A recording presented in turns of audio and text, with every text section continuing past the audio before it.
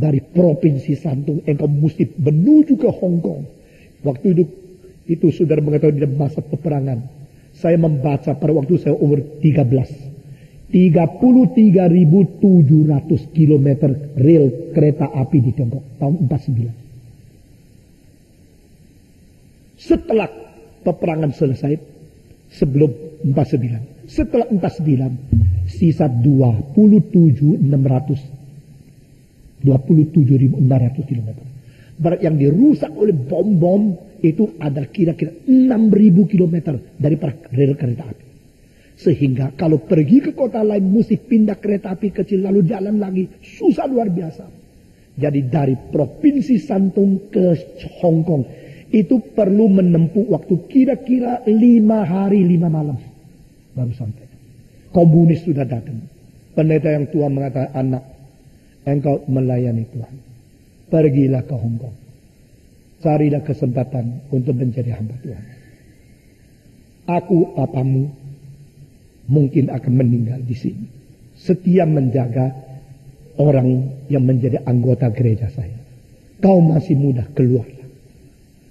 Paul cak dengan air mata, berpamitan dengan bapaknya, pergi ke kereta api. Setelah di situ baru tahu penuh sesak.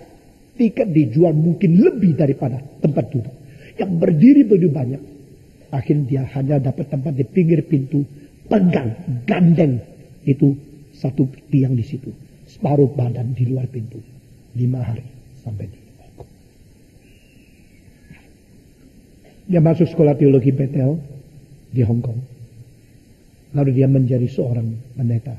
Salah satu yang suara tenor terbaik di antara semua pendeta di dunia. Dia sekarang sudah umur 65. Kalau ada sempat saya akan undang dia datang menyanyi di Jakarta. Sudah bisa dengar suara yang luar biasa. Nah, saudara-saudara. Nah, pengalaman dia mungkin dia sekarang tidak lagi cerita. Tapi apa yang masuk ke dalam otak saya menjadi kesan untuk mengerti bagian firman ini. Aku datang kepada saudara-saudaraku. Aku datang di tengah-tengah mereka. Aku datang kepada jemaatmu. I come in your assembly. Yesus Kristus datang ke dalam jemaat Tuhan Allah. Yesus menghadiri diri. Dan dia datang dengan status sebagai kakak. Dan dia menganggap seorang Kristen sebagai adik. Saudara-saudara.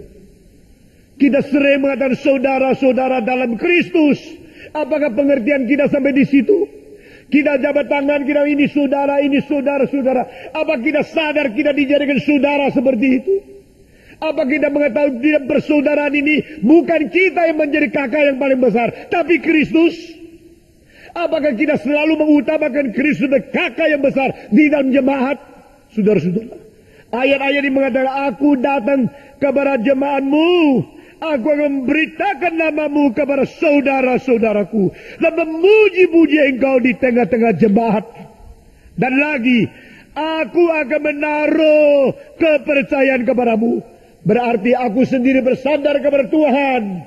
Sambil aku memanggil mereka sebagai saudara-saudara. Saudara-saudara, Yesus Kristus menjadi kakak yang paling sulung. Dia adalah kakak sulung satu-satunya. Dia adalah kakak yang paling memelihara kita. Dia adalah yang menjadi teladan kita. Yesus Kristus sendiri berada di dalam jemaat. Yesus memanggil kita sebagai saudara. Karena apa? Karena di dalam ayat selanjutnya sebelumnya mengatakan dia disempurnakan melalui penderitaan. Itu adalah wajar. Di dalam terjemahan bahasa Indonesia tidak jelas. Saudara-saudara, saudara ini, kakak ini dijadikan menjadi sempurna melalui penderitaan. Itu adalah wajar. Apa artinya? Itulah caranya Allah. Caranya Tuhan Allah menjadikan dia kakak. Caranya Tuhan Allah menjadikan dia teladan. Caranya Tuhan Allah menjadi dia kakak yang memelihara semua adik. Dengan cara apa? Melalui penderitaan membuat dia sempurna.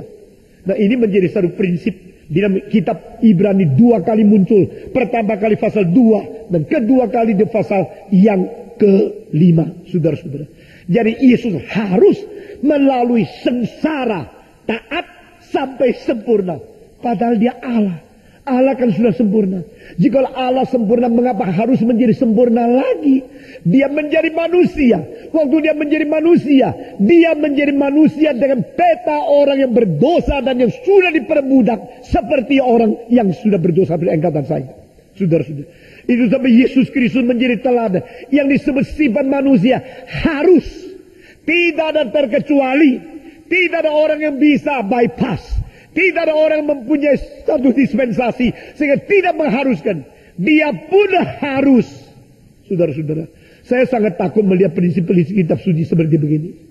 Seorang kaya berkata kepada saya, sekarang saya membangun rumah yang besar. Bagaimana menurut Anda? Anak saya kamarnya mesti seenaknya bagaimana? Saya bilang, jangan bikin bathtub di dalam kamar anakmu. Kenapa?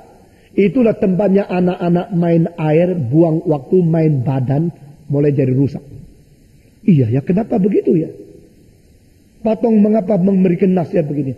Anak dia di dalam kamar anak itu hanya mandi begini atau semprot sudah. Bukan main-main di situ. Saudara-saudara. Maka kamar di rumah saya, kamar untuk anak tidak boleh ada bathtub.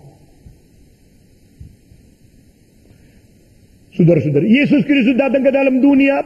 Dia mau menderita, baru bisa menjadi contoh. Menderita, baru bisa menolong. Menderita, baru dia memberikan pengertian. Apakah pengalaman penderitaan? Supaya kita sadar dia mengerti. Saya tidak berarti Yesus harus datang menjadi manusia.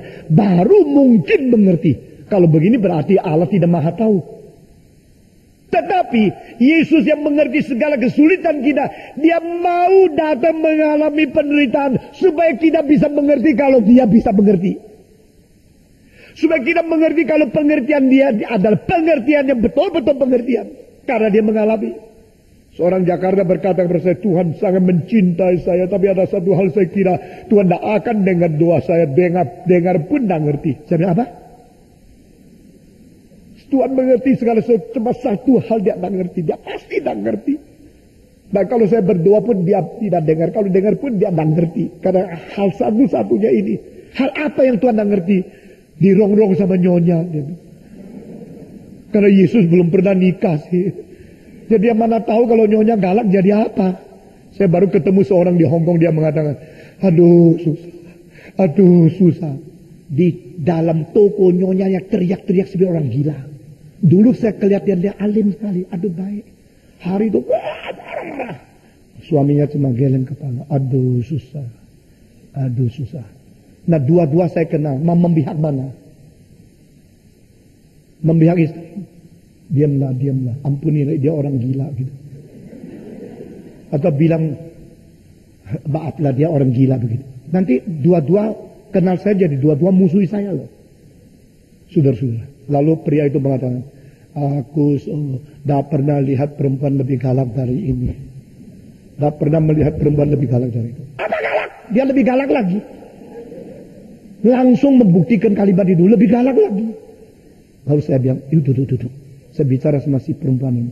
Jangan begitu. Ingat dulu waktu kamu muda, dia cinta kamu. Pasti bukan modelnya gini. Kalau lu modelnya dulu gini, pasti dia tidak mau kamu. Kamu dulu muda, kamu cantik, kamu alim, kamu perempuan yang gadis yang menyenangkan. Coba pertahankan model itu. Kok jadi model begini? Dia dengar saya. Mau marah tidak berani lagi. Karena kelihatan modelnya lagi kan. Ingat lu dulu modelnya apa kok jadi model begini. Coba kembali ke model yang bagus itu. Supaya dia ingat. Saudara-saudara, itulah manusia. Apakah Yesus tidak mengenal? Apa Yesus tidak mengerti? Ngerti. Apakah Yesus harus mengerti setelah menjadi manusia? Tidak. Dia adalah Allah yang mengerti segala sesuatu. Tapi memberikan kepada kita pengertian yang begitu terbatas. Supaya kita mengerti kalau dia berhak mengerti. Supaya kita mengerti kalau dia sungguh mengerti. Supaya kita mengerti kalau dia mampu mengerti. Caranya apa? Dia pun harus menjadi manusia. Cintanya sampai begitu. Dia dalam dunia ini mengalami diejek, diumpat, difitnah, dibuang, ditolak. Dihina sama siapapun. Saudara-saudara, akhirnya Tuhan Yesus mengalami penderitaan menjadi sempurna adalah wajar. Maksudnya wajar apa? Bukan dia seharusnya menderita. Wajar menurut rencana Allah. Supaya menjadi contoh bahwa kita boleh mengerti dan boleh belajar. Saudara-saudara.